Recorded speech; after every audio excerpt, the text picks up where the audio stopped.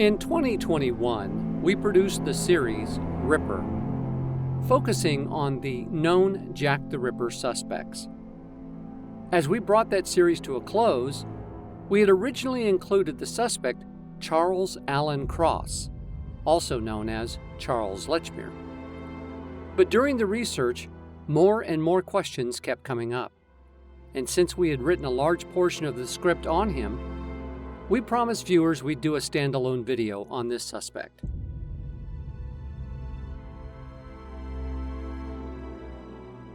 I learned about the suspect known as Charles Lechmere, like many others, when I saw the documentary featuring Swedish journalist Christer Holmgren, who has ultimately named him as Jack. Since that documentary, he's written a book entitled Cutting Point, in which he connects the Ripper murders with the Thames Torso Killer. I have not had the opportunity to read this book, so I can't make an accurate statement as to include any of the subject matter into this documentary. In this installment, we want to be clear. We are not naming Lechmere as Jack. As stated in our previous series, we believe that's for you to decide. Before we begin, let me state, having gone through all the reports that we could find via the internet and also in my own personal library, I found discrepancies everywhere, from simply misspelled names, to the times being off somewhat, to being outright impossible. So once again, we will present to you what we have learned and let you make your own decision. Let's begin with what is known as the traditional narrative.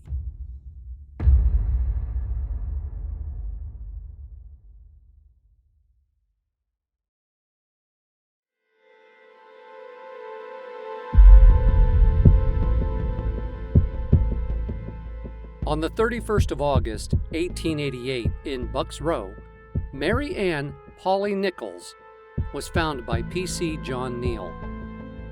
Fellow officer P.C. John Thane is passing by Bucks Row, and Neal signals to him for assistance. He tells him to fetch Dr. Llewellyn, who arrives at 4 a.m. and makes a cursory examination determining she is dead, and orders her body to be removed and taken to the morgue for a proper examination later in the day. What P.C. Neal did not know was 2 men on their way to work had also discovered Polly's body and had left the scene in search of an officer. That officer ended up being P.C. Jonas Misen. Officer Misen was told by the 2 men that there was a woman in Bucks Row who appears to be either dead or drunk, but believed she was dead. The 2 men continue on to work, and Misen made his way towards Bucks Row. Misen arrives, seeing Neal with the body, and is instructed to fetch an ambulance. None of them would have guessed that what appeared to be simply a robbery attack on a drunken prostitute was actually the beginning of something far more sinister.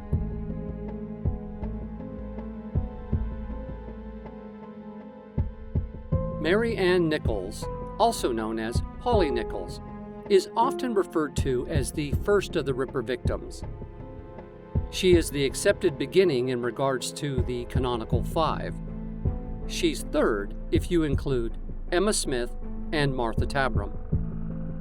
For the purposes of this video, we're focusing on Mary Ann as the first, and where Charles Allen Cross, also known as Charles Lechmere, fits into the history of Jack the Ripper. Is he what we've originally all thought him to be? Simply a witness who found her body on the way to work? Or is he the perpetrator? As we reflect on that first murder scene, it's always been reported that Charles Lechmere was nothing more than an innocent witness who discovered her body, and shortly after his arrival was joined by Robert Paul, who was also walking to work. Swedish journalist Christer Holmgren has looked at this initial situation from a completely different perspective and has considered the what if question. What if Lechmere had been in the middle of ripping Polly Nichols when he heard Robert Paul's footsteps enter Buck's Row? Now interrupted, he must go from butchering murderer to innocent passerby who's discovered a dead body. His innocence would most likely have not ever come into question if it had not been discovered that he lied at the coroner's inquest by giving his name as Charles Allen Cross. However, suspicion is never raised by the coroner, Win Baxter, or any of the other officers who worked the case. After his initial inquest testimony, we never hear from him again in regards to any of the other murders attributed to Jack the Ripper.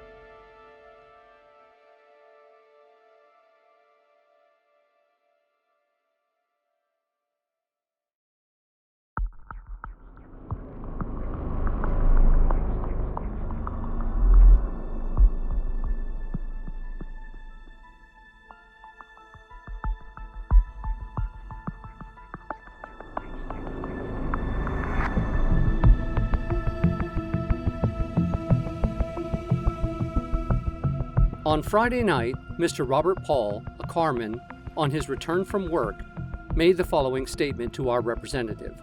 He said, "It was exactly 3:15 when I passed up Buck's Row on my way to work as a carman for Covent Garden Market. It was dark, and I was hurrying along, when I saw a man standing where the woman was. He came a little towards me, but as I knew the dangerous character of the locality, I tried to give him a wide berth. Few people like to come up and down here without being on their guard, for there are such terrible gangs about. There have been many knocked down and robbed at that spot. The man, however, came towards me and said, 'Come and look at this woman.' I went and found the woman lying on her back. I laid hold of her wrist and found that she was dead and the hands cold. It was too dark to see the blood about her. I thought that she had been outraged and had died in the struggle. I was obliged to be punctual at my work, so I went on and told the other man I would send the first policeman I saw. I saw one in Church Row, just at the top of Buck's Row, who was going around calling people up. And I told him what I had seen, and I asked him to come, but he did not say whether he should come or not. He continued calling the people up, which I thought was a great shame after I had told him the woman was dead. The woman was so cold that she must have been dead for some time, and either she had been lying there, left to die, or she must have been murdered somewhere else and carried there. If she had been lying there long enough to get so cold as it was when I saw her, it shows that no policeman on the beat had been down there for a long time. If a policeman had been there, he must have seen her, for she was plain enough to see. Her bonnet was lying about 2 feet from her head.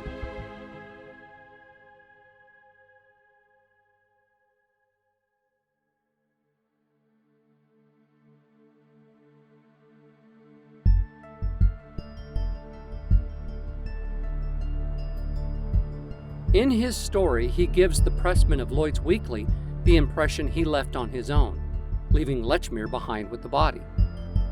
The retelling of the story is either being embellished by the journalist, or Paul has lied to the reporter. It's far more likely the reporter embellished the details to make the article more appealing and sensational. As we examine Lechmere's inquest testimony, we find it also has discrepancies. About 3:30 on Friday, he left his home to go to work.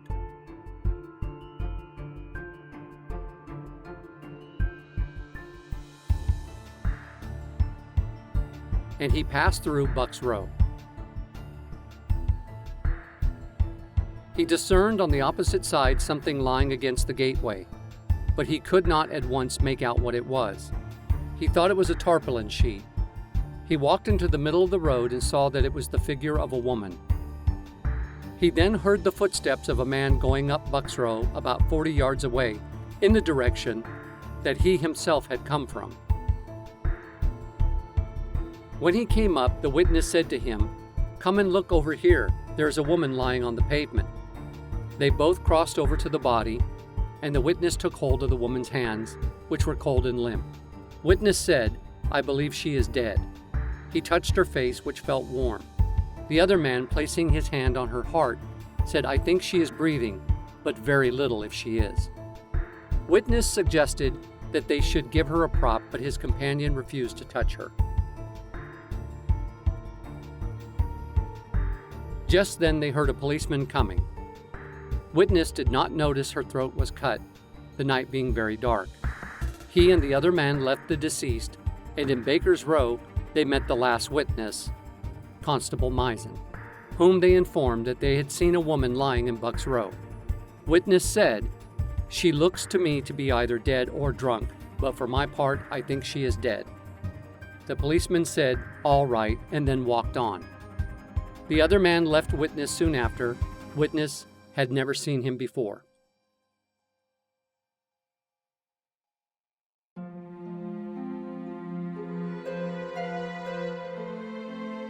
Did the other man tell you who he was? No, sir. He merely said that he would have fetched a policeman, only he was behind time. I was behind time myself. Did you tell Constable Misen that another constable wanted him in Buck's Row? No, because I did not see a policeman in Buck's Row. Here we have a discrepancy as according to P.C. Misen's testimony. Police Constable Misen said that at 3:45 on Friday morning, he was at the crossing Hanbury Street, Baker's Row, when a carman who passed in company with another man informed him that he was wanted by a policeman in Buck's Row, where a woman was lying.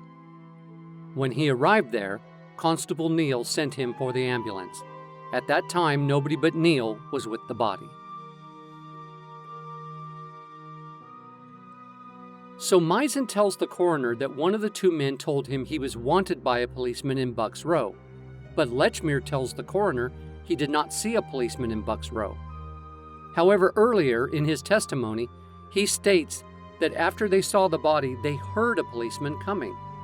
If that's true, why did they not go to that policeman? Was it P.C. Neal they heard walking in the distance? As we know that Lechmere and Paul missed P.C. Neal by mere minutes. We know that Paul states that he was late for work and would inform an officer on his way, but Lechmere makes the same claim and walks with him. Misen does state that he did see two men together, but one of them told him that he was wanted by an officer. This has to be a lie by either Misen or Lechmere. Where it seems most odd is that if Lechmere did state that there was an officer waiting for him, then why didn't Paul speak up and say no, there wasn't? And if there was an officer waiting for him, why would there be a need for either of them to inform this officer of the dead woman in the first place? In Paul's testimony, according to the Lloyd's article, he never mentions that Lechmere is with him when he sees the constable. He makes it clear the constable seems disinterested in his claim. So in this article, Paul speaks to police, and in the testimony given to the coroner, he makes no mention at all of speaking to police, at least to the record we found in research. It's hard to put any trust in the Lloyd's article, but it's also suspicious about Misen's testimony.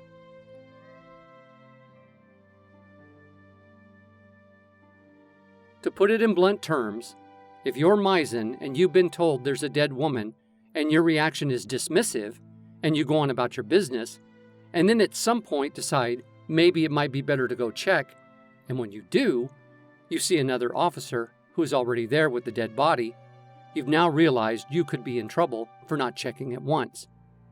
So you tell the waiting officer, "I was told you needed me," because you already know there's going to be an inquest at this point. And if the witness make claim they told you about the woman and you didn't respond to go at once and check it out, that's going to look bad on you. So you tell your brother officer, "Witnesses told you to come right away," as you needed assistance. This makes up for his laziness and his apathy.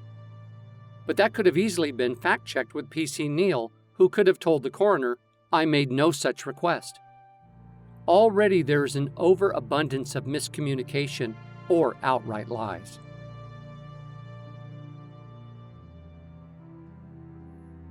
With the Lechmere documentary, it stated Lechmere told the officer one was waiting for him in an effort to get past the police, and just by dumb luck an officer was waiting. If Lechmere truly did make the statement an officer was waiting for him, he takes a great risk, because if one isn't there, then he's automatically a suspect. When we examine all three statements from Paul, Lechmere, and Misen, each one varies. Paul states he told the officer there was a dead woman. Lechmere states he told the officer there was a dead woman. Paul makes it clear the officer isn't too interested, and Lechmere states the officer says okay and moves on. But Misen's only answer is he was told he was wanted by another officer. All three could be lying at some point, but I honestly believe it's Misen who's not telling the truth.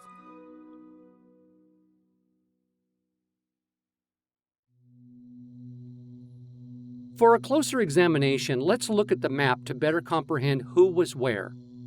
We begin with Polly. She is last seen at 2:30 a.m. by Emily Holland.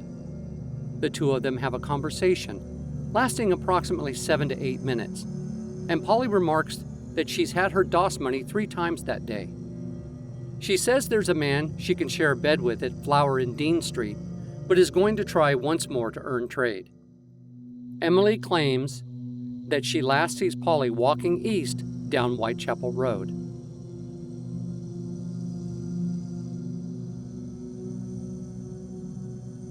We now have a gap of 45 minutes, as our next time marker comes from PC John Thane. He passes Bucks Row at 3:15 a.m., as does Sergeant Kirby, and neither see anything.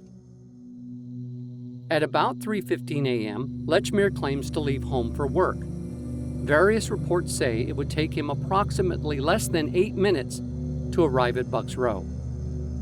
If that is indeed the case, then the time should now be approximately about 3:25 a.m.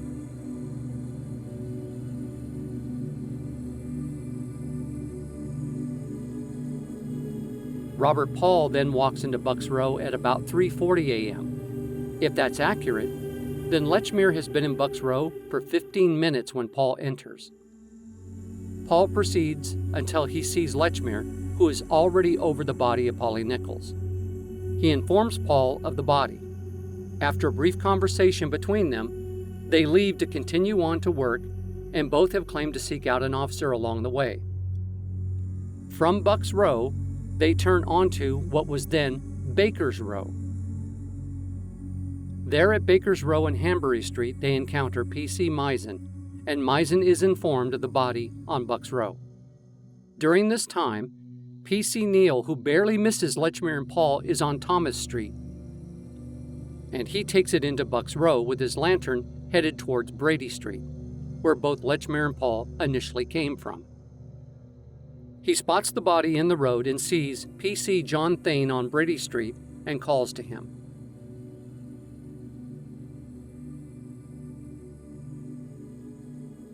Soon they are joined by PC Misen. PC Neal claims to have found the body at 3:45 a.m.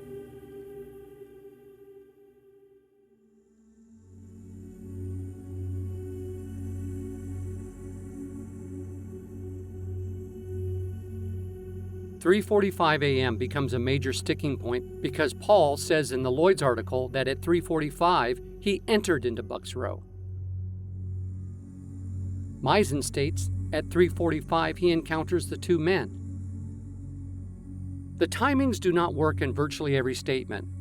We know in most of these statements the times are approximate, but let's examine the time according to the map with the 3:45 a.m. belonging to PC Neal. At 3:15 a.m., PC Neal makes his way down Bucks Row to Brady Street and turns right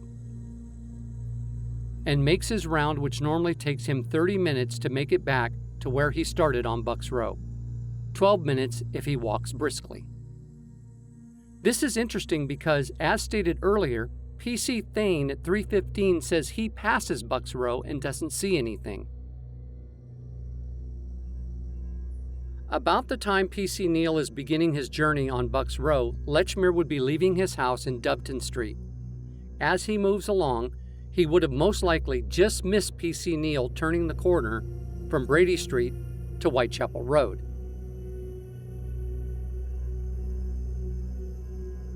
After he finds Polly's body, Robert Paul has left his house, reported as 30 Forester Street. But in our research, we can find no Forester Street in Whitechapel. However, there is a Foster Street just a few streets away, which means the name in the official record is most likely a typo. He enters Bucks Row, discovers Lechmere and the body. They chat, decide to find the police, and leave with P.C. Neal moments away. Paul and Lechmere find Misen, which should have only been about 4 minutes from leaving Polly's body. If they left at 3:40 a.m., then they would have met Misen at 3:45, which is when one of the reports Misen says that he met them, and when P.C. Neal was discovering Polly. Any deviation from this would mean someone is wrong on the time or is lying.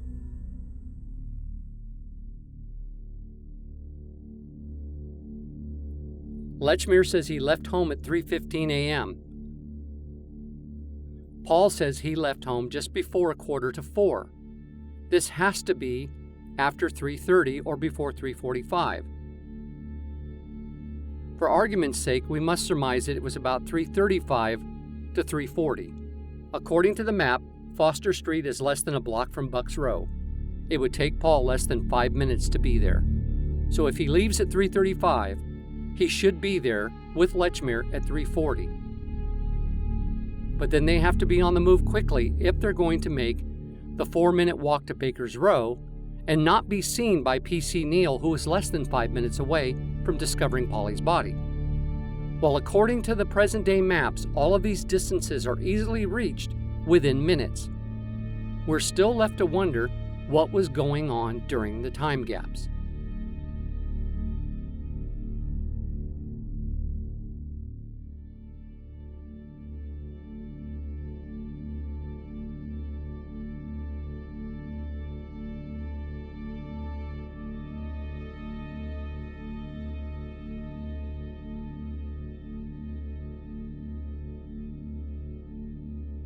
Was Lechmere just so taken by surprise to have discovered a body that at first he wasn't sure what to do?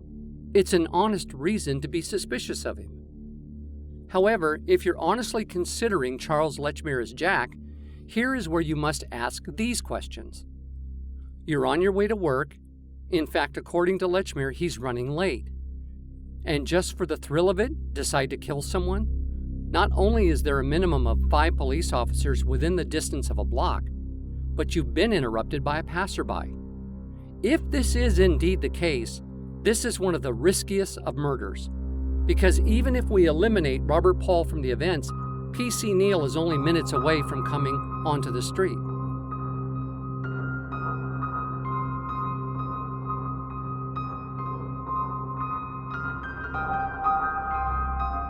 Why take the risk to kill her? Was it for the thrill? Did she say something to him that made him so angry he strangled and ripped her? Did he engage with her and didn't want to pay? Or did she threaten to scream rape if he didn't give her any money? There are a number of things that could have gone wrong in that type of situation. Dr. Llewellyn estimated that it would take 4 to 5 minutes to inflict the type of wounds discovered on Polly. In order to consider if he had enough time to commit the murder, we looked at a scene from the film Legend about the Cray twins. There is a scene in which someone is brutally stabbed. The sequence is shot in real time. We ran a timer and counted 35 stabs in 29 seconds.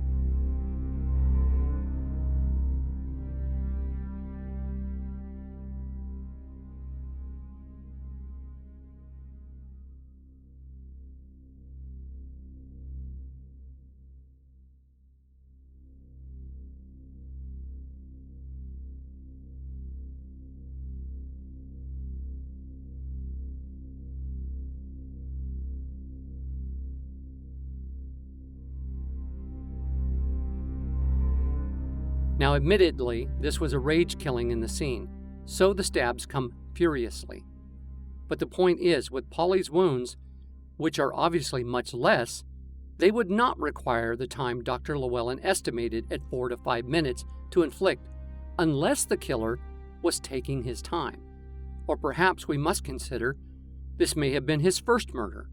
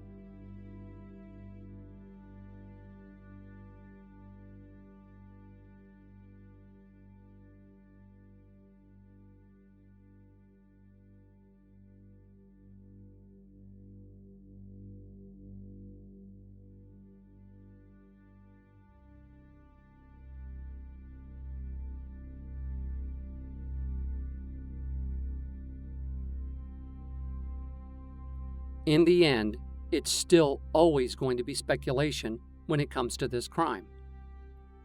Beyond the Polly Nichols murder, suspicion on Lechmere becomes circumstantial, and one must go beyond circumstantial evidence and make every attempt to avoid it, what often can become a parlor game in regards to Ripper suspects. As we have seen in the past videos, and with so many suspects, you can almost fit any one of them with the right set of circumstances.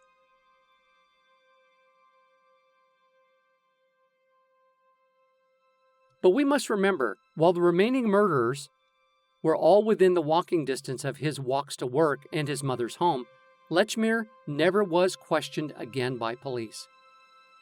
We wouldn't even be talking about him today if Krister Holmgren hadn't pointed suspicion in his direction.